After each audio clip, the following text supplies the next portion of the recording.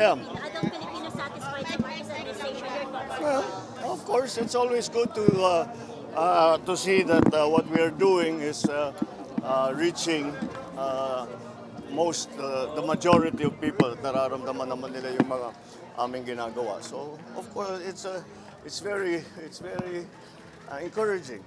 Siyempre, lalakas ang loob namin para patibayin pa, pagandahin pa namin ang trabaho namin. Mabuti ito na may mga graduate na tayo na papasok ulit sa pamahalaan na bagong train. Yan ang mga kailangan talaga natin. That I'm sure inspires them as well as all of us public servants to continue doing the best that we can for our people. Sir, there Yes. were 5 Chinese spies arrested in Palawan.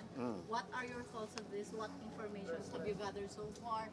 Are these states sponsored by China? Well, I know we have no contact with or no official contact with China. We are still the investigative services are still developing more information to see exactly what these 5 have been what operations they have been doing while they've been here in the Philippines. Dahil yung iba matagal nang nandito, nakapangasawa na ng mga Pilipina. At sleeper talaga, sleeper. Ang tinatawag na sleeper. So, at kailangan, kung baka naman, pagka nakausap natin sila, masabi sa atin, baka meron pang mga iba na maaari nating puntahan at pag-explaining kung ano yung kanilang ginagawa. Mr. President, you're heading to the PF. Are you not bothered, sir, na yung mga spy camera nila nakatutok sa mga vital installations, sa mga EDCA sites? That's why we arrested them because, of course, we are very disturbed by anyone conducting such espionage operations against our military and just the services that we are trying to provide the people. Yeah. Sir, ano po? Sorry. In a senatorial debate, Attorney Vic Rodriguez again called on you to undergo a hair follicle test, citing the constitutional principle that public office is a public trust. What do you say to this, Mr. President? No. No. Why should I do that? don't see What is say public trust, public office, public has nothing to do with the follicle test, please. There's no, wala namang connection yung sinasabi niya. He's always had that weakness every time when he was still working for me. If he believed in what he was saying, why did he work for me? Mr. President, you're heading po to the PFP Leaders Summit. Yes, I'm going there now. Yes. Are you going to lead yung kampanya ng mga admin na candidates natin and ano po yung advantage nila para sa panalo po? Well, iba-iba siyempre. Yung, all the senatorials, the same.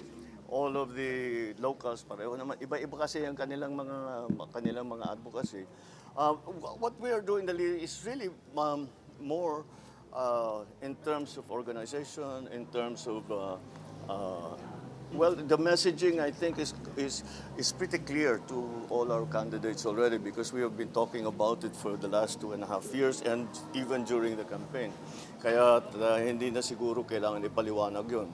At siguro I'll try to we will see kung ano yung nagiging problema sa bawat lugar, kung ano yung mga pangangailangan na may kakulangan sa ng iba't ibang kandidato. It's really gearing up already for the campaign. Sa tingin niyo po yung mataas yung SWS survey makakahatak po dun sa ating mga kandidato for 2025 midterm elections? Siguro, I'm sure it has an effect.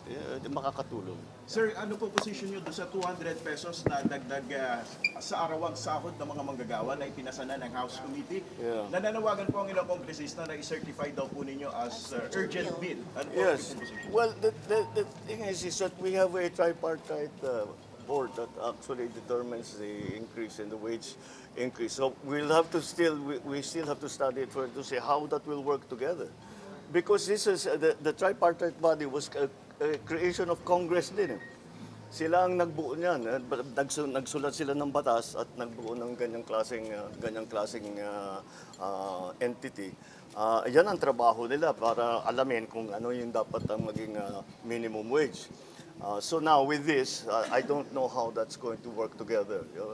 But we'll see. We'll try to resolve that because, as you know, it's very clear that tumataas ang bilihin. Nandiyan pa rin ang inflation. Hindi pa natin na susubuan ng mabuti, ng kumpleto. It's certainly something that we have to think about, to assist to yung mga pangkaraniwan na tao. Now, it's not only one side to this question, there are many sides to this question. The employers are worried na sinasabi na lalo na yung mga maliliit na employer ay halimbawa mga sari-sari store, mga garahe, mga parlor, beauty parlor, yung mga ganun, yung maliliit lamang. Pag tinaas yung minimum wage, mababawasan ang kanilang empleyado. Kasi ganun pa rin yung pera nila. Hindi naman matatagdad yung pera ng pambayad nila ng sweldo.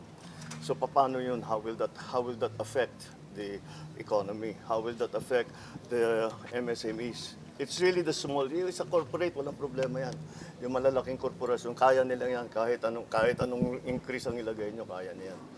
Pero yung maliliit, yun ang inaalala ng mga iba. And if pinag-aaralan din namin kung ito ay magkakaroon ng increase sa consumer pricing. Ibig sabihin, inflationary, baka maging inflationary. Pero palagay ko naman there is a way to increase that, but we have to resolve the legal issues, we have to resolve the economic issues. So it still deserves a great deal of study. Thank you, sir.